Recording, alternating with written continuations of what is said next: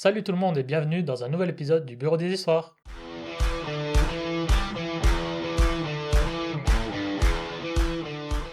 Et on se retrouve aujourd'hui pour 3 nouvelles histoires, 2 histoires éditées et une histoire d'abonnés. Et pour ceux qui nous écoutent sur YouTube, n'oubliez pas de vous abonner à notre chaîne, de mettre un petit like et d'activer la cloche parce qu'on sort 2 vidéos par semaine. Et si vous nous écoutez sur votre plateforme de podcast préférée, vous pouvez aussi vous abonner et nous mettre 5 étoiles, parce que ça vous prend vraiment un rien de temps, mais ça peut vraiment nous aider grandement. Bon, bah c'est parti pour les histoires. Yes? C'est moi le problème de choisir un appart plutôt que notre chien. Waouh, bah oui. Nous on aime les chiens donc on va dire oui, c'est toi le problème. Vous connaissez notre amour pour les chiens, peut-être pas encore, mais vous allez vite vous mettre à jour. C'est une histoire d'abonnés. Ma copine et moi avons essayé de vivre ensemble, mais ça ne fonctionnait pas. Il y avait beaucoup de disputes. Après plusieurs ruptures, on a finalement décidé d'un commun accord de rester ensemble, mais chacun dans son appartement. Quand on vivait ensemble, on a adopté un chien. J'en avais déjà un avant notre relation. Récemment, j'ai cherché un nouvel appartement. J'en ai trouvé un qui me plaisait, mais le propriétaire refusait 2 chiens. Il acceptait seulement celui que j'avais avant notre couple. J'ai donc demandé à ma copine si elle pouvait récupérer le chien qu'on avait pris ensemble. Je lui ai proposé de continuer à m'en occuper financièrement, payer la nourriture, venir le promener, etc., pour que ce ne soit pas une charge pour elle. Elle a refusé.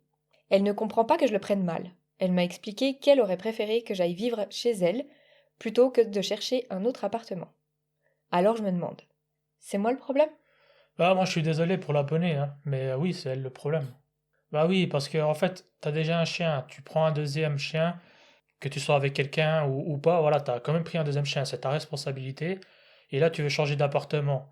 Et tu me dis, oui, mais le propriétaire, il veut qu'un chien, pas deux. Bah, tu cherches un autre appart. Ouais.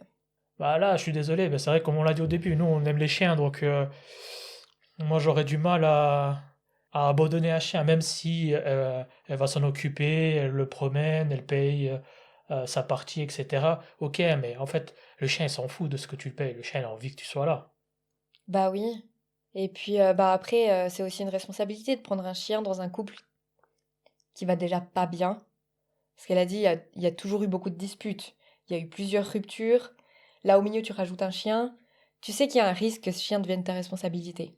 Donc derrière ça, de prendre un appartement justement qui te permet pas d'avoir ce deuxième chien, bah prends pas l'appart, quoi. Après, c'est aussi le proprio. Un chien ou deux, franchement, ça change pas grand-chose. Ça en avait cinq, là, j'aurais compris. Cinq, ça fait beaucoup. Maintenant, deux, après, ça dépend aussi la taille des chiens, etc. Mais franchement, si t'aimes les animaux et que t'as un chien, bah, c'est comme avec un enfant, finalement. T'as des contraintes aussi. Si tu dois changer d'appartement et que tu veux que ton enfant il vive pas dans le salon, bah, tu prends une chambre hein, en C'est plus. ça. Donc, peut-être tu t'éloignes un peu plus de ton lieu de travail ou le lieu où tu voulais l'appartement. Et puis pour moi, c'est la même chose là. Tu cherches ailleurs, quoi. Même si l'appartement il est incroyable. Mais Oui, bon, ça reste. Je sais pas, moi, ouais, je suis désolé, mais moi, pour moi, c'est l'abonné le problème là. ouais. C'est vrai que j'aurais jamais pu. Nous, on avait 2 chiens donc. Et c'est vrai que si on avait trouvé cet appart qu'on adorait avec le jardin, machin, mais qu'ils nous avaient dit, ouais, par contre, c'est qu'un seul chien. Mais en fait, la question, se serait même pas posée. Moi, franchement, s'ils avaient imposé ça comme ça, moi, j'aurais essayé de négocier. Mais si c'est ma femme qui vient pas, J'aurais fait pareil! tu vois, là, on peut comprendre. Mais non, blague à part, franchement, voilà, je suis désolé pour l'abonné. Mais au moins, ça prouve que on n'est pas toujours d'accord avec les histoires d'abonnés et que on disait un peu ce qu'on pense et ce qu'on ressent aussi. Donc, Oui. Non, bon. t'es devenue la personne de référence pour cet animal que t'as adopté. T'es son parent humain, on va dire. Donc c'est ta responsabilité. Donc tu peux pas dire, oh, vous voulez pas de chien? Tant pis! Non, c'est ta priorité, c'est ta responsabilité. Ma foi, si tu sais que l'autre personne peut pas le prendre, bah tu fais des choix et tu changes d'appart, quoi. Ou tu retournes habiter avec ta copine, malgré les disputes. Mais Ce que je ne conseille pas non plus. oui, ça c'est pour. Oui, non. Ça, je comprends qu'elle veuille pas, mais voilà, c'est. Encore une fois, hein, ça reste que notre avis. Bien sûr, et puis on en discute volontiers avec l'abonné, si en commentaire elle a envie de rajouter des choses et tout, on répond volontiers aux commentaires, il n'y a pas de souci. Si elle veut nous renvoyer un mail parce qu'elle reste anonyme, on répond volontiers aux mails. Mais avec ce qu'on a là, effectivement, On va pas aller dans son sens. Ouais. Désolé. Pardon. Allez, vite, on va On passe passer à à la notre suite, histoire. allez.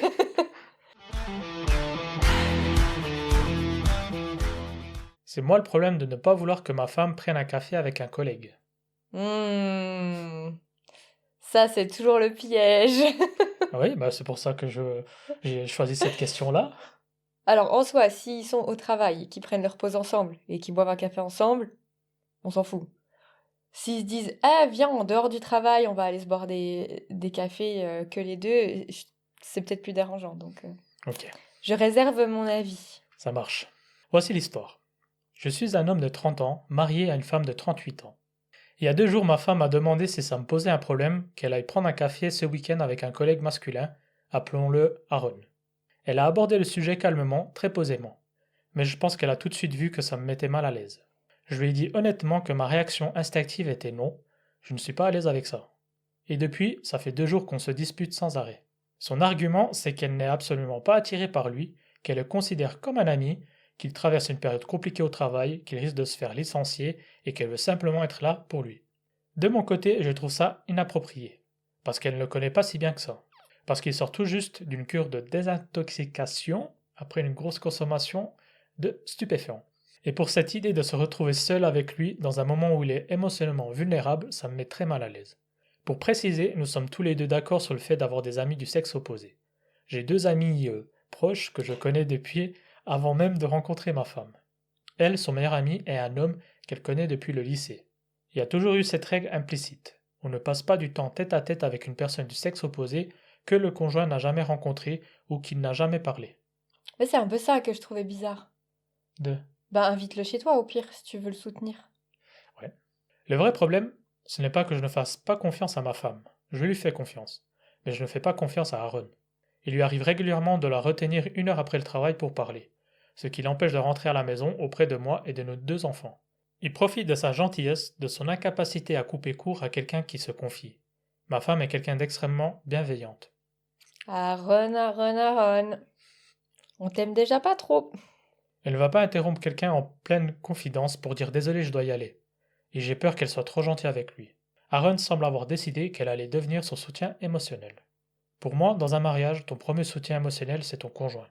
Ensuite viennent la famille et les amis. Les collègues passent loin derrière. Je lui ai demandé si je pouvais rencontrer Aaron avant, et elle a refusé. Ah. J'en ai parlé à ma thérapeute, elle trouve la situation inappropriée. Ma femme a également parlé à la sienne, elle pense que je surréagis et que je n'ai pas à lui interdire d'y aller. Bon, en fait, ça dépend qui tu payes. Non, mais c'est ça. Non, et puis bon, après, encore une fois, tu l'interdis pas. Tu lui dis juste que t'es très très mal à l'aise avec. Ouais. Après, c'est à savoir si elle te respecte assez pour prendre ça en compte ou pas. Cette situation me rend physiquement malade. Je suis père au foyer, je m'occupe de nos 2 enfants de 4 ans et 1 an. Je n'arrive plus à penser à autre chose que ce café. On s'accuse mutuellement de choses horribles. Elle me traite de manipulateur, contrôlant, oppressant. Je lui reproche d'être inconsidéré et de minimiser ce que je ressens. Et je commence vraiment à me demander si ça va pas créer un vrai problème dans notre couple à long terme. J'essaie d'être objectif. Si je me trompe, je veux l'entendre. Alors je me demande, c'est moi le problème? Ça a déjà créé quelque chose auquel ils auront de la peine à se relever. Elle dit j'ai peur que ça crée. C'est déjà là, hein. Ouais, peut-être pas. Si elle commence à s'en prendre à son mari, au lieu d'avoir une discussion posée avec, pour un collègue, pour ceux qui nous écoutent sur Spotify, grand guillemet, un collègue de travail, euh, à mon avis, il y a déjà un truc à switcher. Tu dis switcher dans quel sens? Bah, dans leur couple, en fait, parce que t'es censé être une team, en fait. Et si toi, tu viens et que tu me dis, ouais, j'ai une collègue de travail qui va pas bien, et que je te dis, écoute, invite-la à la maison pour souper plutôt, ou comme ça, puis tu dis, ah non, je préférerais aller boire un café avec elle toute seule, Tout seul parce que je suis un homme, tout mais... seul, Spoiler! seul, euh, je serais pas à l'aise avec la situation du tout. Et si, au lieu de me rassurer, tu commences à me traiter de manipulatrice et machin, c'est déjà trop tard, à mon avis. C'est qu'il y a un truc à switcher. Ouais, C'est que sa priorité, c'est devenu son collègue et plus son mari. effectivement. Maintenant, en lisant cette histoire, je me suis posé une question et j'aimerais ton côté féminin. C'est que moi, quand l'homme lui demande qu'il veut rencontrer Aaron, elle lui dit non. Parce que pour moi, si elle dit non, c'est qu'il y a un truc qui se passe entre les deux. Du coup, je me demande, est-ce que tu penses que pour toi, côté féminin, peut-être tu as une autre vision des choses, est-ce que tu vois ça comme peut-être qu'Aaron se rapproche de sa femme et qu'il y a peut-être un début de relation, ou pas du tout? Moi, je pense que il y a peut-être pas forcément une relation, mais qu'émotionnellement, elle est à un stade différent. Ça veut dire que, je sais pas, là, je vois un peu ça comme sa relation avec son mari, c'est sympa. C'est, voilà, il est père au foyer et tout. Et elle est dans la vie active, machin. Et peut-être que ce Aaron lui porte un regard peut-être différent. Ok. Et elle a envie de garder ça pour elle. Pas forcément, elle est engagée dans une relation avec lui, tu vois. Mais je pense qu'émotionnellement, il lui apporte quelque chose, peut-être qu'elle trouve plus dans son couple. Et elle a envie de garder ça pour elle. C'est un peu son petit flirt interdit du travail. Ça ira peut-être jamais plus loin. Mais tu vois, des fois, dans les milieux de travail, t'as des gens qui sont en couple et ils passent plein de temps ensemble. Et tu te dis, tu sais, il se passe rien de plus, ils se voient qu'au travail. Ouais. Mais ils ont cette attention l'un pour l'autre. Et puis, ça les... Je sais pas, je pense que ça flatte leur ego. Ça leur fait du bien. Mais du coup, ça ramène une autre question. Est-ce que c'est trompé? Bah, pour moi, si t'es émotionnellement quand même engagé avec quelque chose, je pense que ça se fait pas. Alors, je sais pas si ça va jusqu'à tromper, mais en fait, si t'as besoin d'aller vers un autre homme pour te rassurer émotionnellement, c'est que t'as laissé aller un truc dans ton couple et ça doit te faire tu sais, le choc. Te Ouais. dire, oh mon Dieu, mais qu'est-ce que je fais? Tu rentres à la maison, t'as une discussion avec ton mari et tu rattrapes ça, tu vois. Ça peut être juste le petit, tu sais, où t'apprécies te faire flatter et puis au bout d'un moment tu te dis, oh purée, mais non en fait. Et si t'as ce déclic-là, je pense que c'est totalement sain. Ça arrive dans un couple d'arrêter de s'apporter autant d'attention et puis peut-être il te manque quelque chose et tu vas chercher un peu de flatterie ailleurs. Ok. Mais ça Ah, doit être un red flag et puis tu dois te dire, il faut que j'arrange les choses dans mon couple. waouh! Eh ben, je viens d'apprendre un truc. Je sais pas si les mecs qui nous écoutent, ils savaient que les femmes pouvaient être émotionnellement prises avec un autre homme, par exemple. C'est vrai que moi, je pense que nous, les hommes, on est moins dans ce schéma-là. Alors, je dis pas que ça arrive pas, mais c'est vrai que là, ça amène un autre point de vue, je trouve intéressant. Flippant, mais intéressant. Oui, j'ai l'impression, et après c'est peut-être parce que je suis une femme donc je vois mon point de vue plus que l'autre, hein, mais il faudra me dire si je me trompe, tout le monde. Tu te trompes. Mais j'ai l'impression qu'un homme va plus tromper physiquement et qu'une femme va plus tromper émotionnellement. Oui, mais ça, tout le monde le dit. Tout le monde le dit parce que c'est vrai que Ok. les hommes, il y a ce côté un peu plus ouais, bestial, Animal, ouais, animal, ça, t'as avec la besoin testo, de... voilà, c'est plus physique et vulgairement, c'est plus pour se vidanger. Voilà, c'est très C'est très physique. Voilà, c'est très physique, alors qu'effectivement, souvent, on entend souvent que les femmes, quand elles trompent, c'est que émotionnellement, elles sont plus dans le couple. Donc, Ouais, c'est qu'en fait elles se sentent délaissées et que quand un autre homme arrive à leur apporter émotionnellement ce qu'elles ne retrouvent plus dans leur couple, bah c'est là que t'as un switch en fait. mhm. Et comme j'ai dit, c'est pas tromper. Si t'es flatté et que ça, justement, tu te dis, oh purée, ça m'a fait du bien. Mais normalement, c'est mon mari qui arrive à me faire me sentir bien comme ça. Et si tout d'un coup tu vois ça chez quelqu'un d'autre, ça veut dire que dans ton couple, tu l'as peut-être plus assez. Et à ce moment-là, il faut que tu aies une discussion, il faut que tu rallumes la flamme, tout ça, tout ça. Là, du moment où elle a dit, on sépare le collègue du mari, c'est que pour moi, elle est un poil trop impliquée dans cette relation émotionnellement. Et ça me fait un peu le hic, quoi. Bon, c'est vrai qu'on a un peu dévié de l'histoire, mais je trouvais ça intéressant d'avoir deux points de vue et d'amener des raisonnements. Bien Peut-être qu'on sûr. se trompe, peut-être qu'en fait, la femme, elle est juste très impliquée parce qu'elle sait qu'il a eu des problèmes avec des substances illicites et que ça leur ramène peut-être une image d'un frère, d'un oncle qui a eu les mêmes problèmes et qu'elle veut aider, etc. Puis on est en train de faire des plans qui sont pas justes. Mais j'aimais bien ce côté vision d'une femme sur cette histoire, Ouais. etc. Mais Bah, tu vois, moi j'aurais un collègue de travail qui allait vraiment pas bien. Je t'aurais dit, est-ce que je pensais lui proposer de peut-être venir manger à la maison, rien ça à lui foutre. changerait les idées. Tu viens pas, pas de café, tu viens pas, tu changes de travail. Il y a pas moyen, quoi. Arrêtez vos conneries, là. Non, mais tu vois, si t'as quelqu'un qui est en détresse et que t'as un couple solide, en fait, tu l'amènes chez toi parce que tu te dis, on a une équipe et ensemble, peut-être qu'on va réussir à lui remonter le moral. Lui casser la gueule, ouais. Non, mais tu vois, je pense que c'est la réflexion en fait que je me serais faite. Et du moment où elle décide de séparer Oui. son foyer de ce collègue, c'est qu'il y a un truc qui est pas clair. Et c'est pour ça que je penche un peu là-dessus. Donc non, c'est pas, pour moi, c'est pas du tout lui le problème. il y a un truc qui est pas clair. Et le fait qu'elle n'arrive pas à le rassurer là-dessus, mais qu'elle l'attaque, je trouve qu'il y a un problème de couple à ce moment-là. Et peut-être qu'au lieu d'aller voir chacun sa thérapeute, ils devraient aller en voir un ensemble. Ok, donc pour clôturer l'histoire, pour toi, c'est qui le problème? C'est elle. On est d'accord. C'est Un peu elle. à Aaron, parce qu'il profite, comme elle a dit, c'est une fille très gentille qui a de la peine à mettre des limites. Et peut-être qu'il a vu une ouverture pour essayer d'aller gratter son chemin, tu vois. Donc je pense que lui est un peu malsain, mais vu qu'elle met pas de limites et qu'elle commence à s'en prendre à lui, je pense que c'est en principal elle. Je sais pas si ça te parle. Oui, bah en fait, moi, je vais faire plus court. Pour moi, c'est elle la fautive. Voilà. Ouais, C'est tout. Donc, après, voilà, c'est peut-être parce que en tant qu'homme, je m'identifie à l'homme et je me mets à sa place. Et moi, j'aurais aussi, comme vous l'avez pu deviner, très mal réagir à cette situation-là. Donc, au moins, je cache pas. Voilà, je sais non, qui je suis. On a tous des défauts et des qualités. exactement. Par contre, si on échange les rôles, tu vois, parce que là, je trouve qu'on juge moins vite les femmes sur ce genre de choses-là que les hommes. Si on échange les rôles et que tu me faisais la même chose, je l'aurais hyper mal pris aussi. Ah, merci.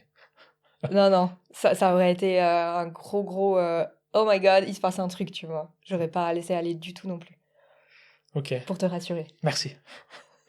Allez, dernière histoire. Oui. C'est moi le problème de ne pas vouloir aller chez mes beaux-parents avec mon bébé de 5 mois. Ça dépend les raisons. Hihi. Alors, la famille de mon mari habite à environ 2 heures de route et ils veulent organiser une journée où sa sœur, son mari et ses parents se retrouvent. Nous avons actuellement le seul petit enfant de la famille de mon mari. Il aura 5 mois ce jour-là. Ce serait juste une journée, de 10 heures à 17 heures environ. Mon mari a expliqué qu'on préférait simplement passer du temps ensemble, tranquillement, et ne pas aller au restaurant. Parce que ce serait déjà une longue journée, sa famille n'a pas compris pourquoi. Ils ont dit qu'on pouvait se relayer pour porter le bébé. On leur a expliqué que ce n'était pas ça le problème, mais que pour nous, ce n'était pas vraiment agréable comme sortie. Il ne se tient pas encore assis et on aimerait juste se détendre. Ouais, tu peux comprendre. Carrément. Ils nous ont même proposé de retourner une chaise haute à l'envers pour poser le siège auto dedans. Siège haute à l'envers. Oh, j'ai envie de voir un schéma maintenant. Bah, en fait, t'as les 4 pieds, je pense, en l'air et puis tu poses ton maxico dessus, comme ça il est à hauteur Je sais pas, ça m'a l'air bancal leur installation, mais. complètement. Ouais, ok. On a dit non parce que c'est clairement dangereux. On a simplement répété qu'on préférait rester à la maison, ou bien j'ai proposé que moi je reste avec le bébé pendant que vous mangez. Ensuite, la sœur de mon mari lui a écrit en privé pour lui donner son avis. Pour contexte, elle est thérapeute et il y a environ 2 ans, elle a fait une fausse couche. Quand on a annoncé ma grossesse, elle n'a pas été très soutenante au début et ne voulait pas en parler, ce qui a beaucoup blessé mon mari. À ma baby shower, elle a pleuré au premier rang pendant que j'ouvrais les cadeaux. Et quand elle a rencontré notre bébé, elle a dû s'éloigner pour pleurer. Maintenant, elle explique à mon mari qu'elle respecte le fait qu'il pose des limites, mais qu'il va rater des choses dans la vie, et qu'il devrait en gros passer au-dessus. Elle dit aussi que même si l'expérience est chaotique, ce sont quand même des souvenirs. Oui, bah oui, c'est des souvenirs. Traumatiques, mais c'est des souvenirs. Meilleur pour certains pour d'autres, mais Ouais, écoute. mais c'est bien. Ensuite, elle lui a dit qu'il a clairement de l'anxiété et qu'il devrait consulter un médecin et prendre un traitement. Du coup maintenant, je n'ai plus du tout envie d'y aller, ni d'emmener notre enfant. J'avais pourtant proposé de rester à la maison avec le bébé pendant qu'eux sortent manger, mais on a toujours eu du mal à poser nos limites avec eux. Par exemple, ils nous ont déjà culpabilisés pour qu'on amène notre bébé de 5 semaines à Noël, et on a dû se battre pour qu'ils acceptent de chauffer la maison au-dessus de 18 degrés. En plus, un cousin fumait de l'herbe dans la maison tout le long. Non, c'est pas possible. C'est un début d'une blague ou quoi? Non mais 5 semaines quoi, au Oh. secours. Alors je me demande, c'est moi le problème? Bah non, c'est pas eux le problème, les parents de l'enfant. Déjà, 5 semaines, franchement, moi je vois un cousin qui fume n'importe quoi, on s'en fout de ce qu'il Oh, fume. complètement. Moi déjà, je l'aurais mis une bonne raclée, on va dire, parce que je serais levé et je me serais battu avec. Franchement, t'as aucune considération. 5 semaines, le bébé, il est pas encore bien formé, il est sensible, il peut choper des maladies. Franchement, c'est foutage de gueule, quoi. Et même à 5 mois, 5 mois, alors moi je suis pas spécialiste des enfants, donc je sais pas à quel moment ils sont plus ou moins avec le système immunitaire assez fort. Plus tard. Mais voilà, 5 mois c'est quand même chaud. Ils peuvent comprendre que c'est compliqué pour des parents avec un enfant, un bébé, c'est même pas un enfant, un bébé Ah là, c'est bébé et bébé, ouais. de cet âge-là, que c'est compliqué d'aller au resto et après, bah, s'ils prennent pas de plaisir, ils vont être stressés. Peut-être que le bébé il va pas dormir non plus bien. Il faut que non, ils ont le temps. Et puis c'est quoi? C'est la sœur qui est thérapeute, hein, c'est ça, hein? Ouais, Et sa sœur qui lui dit il va rater des choses. Mais en fait, la vie est faite de choix. T'as fait le choix d'avoir des enfants. Il y a des choses que tu vas rater. Et c'est comme ceux qui ont fait le choix de pas avoir d'enfants, ils vont rater des choses. Mais c'est des choix dans la vie. bah Et oui. aujourd'hui, en plus, tu rates quoi? Un restaurant. C'est pas non plus la fin du monde, quoi. Non, mais c'est ça. Et puis, c'est ça, en fait, elle lui reproche de rater, on va dire, des sorties. Mais est-ce que pour lui, il le voit comme ça? Lui, il passe du temps avec sa femme et son enfant. Aussi. Donc, c'est hyper. Je trouve que c'est hyper chouette de sa part de prioriser ça en tant que papa, plutôt que de dire non, non, on la laisse à la maison, on va manger au resto tranquille. Je trouve ça hyper sain qu'ils mettent des limites aussi et qu'ils disent pour nous, c'est trop. Déjà, on va passer 7 heures dans le bruit, dans le monde et tout. On n'a pas forcément envie de remettre un resto par-dessus. C'est très sain et je vois pas où c'est qu'il devrait prendre des pilules pour son anxiété, quoi. Enfin, Ouais, sans compter le fait que je pense qu'ils dorment pas beaucoup avec le bébé. Donc ils sont encore plus fatigués, irritables. Non, je comprends pas le genre de famille, quoi. non, moi non plus. Après, ce qu'on aurait pu proposer, c'est que la famille aille chez eux pour manger. Mais après, peut-être que, justement, ils voulaient se reposer. Puis encore une fois, c'est un restaurant, c'est un repas. Ah, mais c'est Tu vas ça. pas une fois, c'est pas la fin du monde, quoi. Bah oui, puis ils pourraient dire, bah on fait que ouais, on mange chez nous. Aussi. Donc c'est juste, ils ont pas envie de changer leurs habitudes pour un bébé, et puis ils sont en train de diaboliser des parents qui ont envie de s'occuper correctement de leur enfant, au lieu d'accepter que ma foi la vie elle change parce qu'il y a des enfants au mieux, quoi. Ouais. Enfin voilà, du coup je pense qu'on est plutôt d'accord. Ouais, étrangement, on est d'accord. Et ça concerne un bébé. Oui. Non voilà, bah écoutez, à vous de nous dire aussi votre avis sur ces trois histoires. Comme d'habitude pour l'histoire d'abonnés, on reste dans la bienveillance, parce qu'on sait qu'elle va nous lire, et du coup on va essayer de pas non plus être trop violent dans nos réactions. Et si vous, vous avez envie aussi d'avoir notre avis sur votre histoire personnelle, vous pouvez, avec le lien qui est juste en dessous de la vidéo, ou en bio, parce que ça dépend d'où vous nous écoutez, vous pouvez cliquer dessus et nous soumettre votre histoire et on se fera un plaisir de la traiter et de vous donner notre avis. Bon, bah, t'as tout dit. On y va comme ça? Yes. Allez. Bye bye. Bye.